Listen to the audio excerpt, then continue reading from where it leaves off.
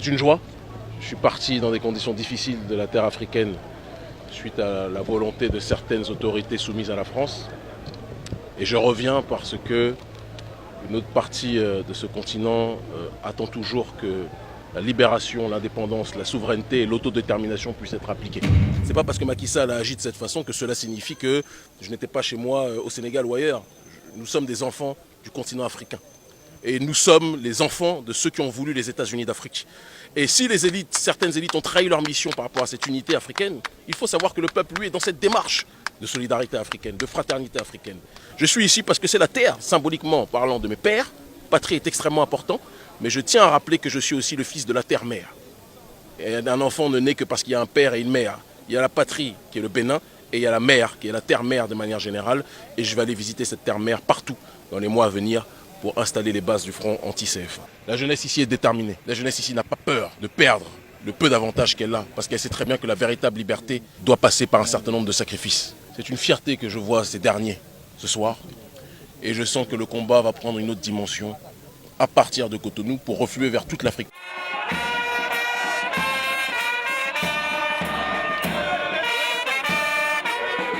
Je pense que si nous sommes ici, si vous voyez une jeunesse, une génération, une nouvelle génération africaine qui se lève un peu partout sur le continent, c'est parce que les ancêtres ne peuvent pas laisser notre peuple dans des conditions aussi délétères, notre peuple dans des conditions aussi précaires, alors que nous sommes sur les sols les plus riches de la planète. Il arrive un moment où celui qui vit sur un sol riche doit être capable de profiter de cette richesse. Il n'est pas normal que le monde entier profite de notre richesse, sauf les Africains eux-mêmes. Il y a quelque chose qui cloche. Quand les Sankara sont morts, ils ne pouvaient imaginer qu'en 2017, nous serions encore dans des conditions aussi dramatiques.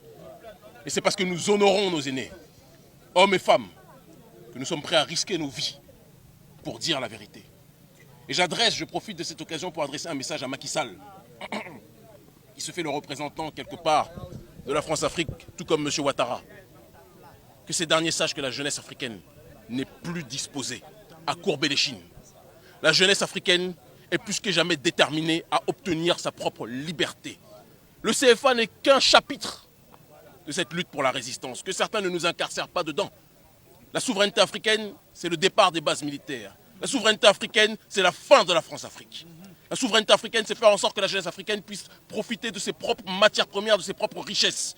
S'il y a tant de personnes qui vont émigrer du côté de l'Occident, c'est parce qu'elles pensent qu'elles vivent un enfer ici. Elles vivent un enfer parce que ceux qui étaient censés être les élites se sont délités et ont trahi leur mission. Raison pour laquelle nous sommes aujourd'hui dans cette démarche d'autodétermination. Et l'adage qui est le nôtre, c'est ce que les élites africaines ne font pas pour le peuple. Le peuple le fera lui-même. Voilà le travail qui est le nôtre.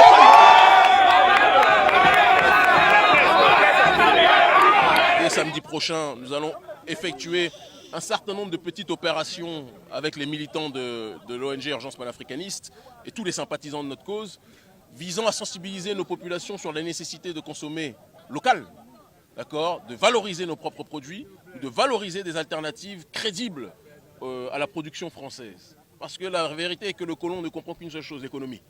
Nous ne partons pas d'un principe illusoire qui serait que nous serions capables de tout boycotter ou de boycotter tout produit français dès le départ, ce n'est pas la démarche. Mais appeler les nôtres à consommer local, à consommer nos propres productions, à valoriser notre propre culture, à valoriser nos propres aliments et tout ce qui s'ensuit, avec notre frère Kamal Aradji, avec tous les membres de l'ONG Urgence panafricaniste et tous les frères ici qui sont présents, et les sœurs qui sont présentes aussi. Nous allons organiser justement des séances de sensibilisation de la population. C'est une première étape, d'accord, ici, et on va monter crescendo au fur et à mesure. Cette génération africaine est en train de prendre ses responsabilités. Elle est non violente, elle est dans une démarche d'intelligence. La seule violence est la violence de la vérité. Et la vérité dérange toujours, ou violente, ceux qui s'appuient sur le mensonge. Nous n'avons pas d'armes, si ce n'est notre courage. Nous n'avons pas d'armes, si ce n'est la protection de nos ancêtres. Et en réalité, c'est la plus grande des armes. Cette jeunesse africaine n'a de leçons à recevoir de personne. Elle est plus déterminée que quiconque. Certains ont tendance à croire parfois que je suis un leader. Je ne suis pas le leader de cette jeunesse. Je ne suis qu'un porte-voix. Cette jeunesse est la jeunesse la plus courageuse que je n'ai jamais vue de ma vie. La jeunesse la plus déterminée que j'ai jamais vue de ma vie. J'ai fait les 4 coins du monde. Mais la nouvelle génération africaine que je vois ici est celle qui va conclure, ponctuer le cycle d'indépendance initié par nos aînés. Et ça, j'en fais le serment au nom des ancêtres.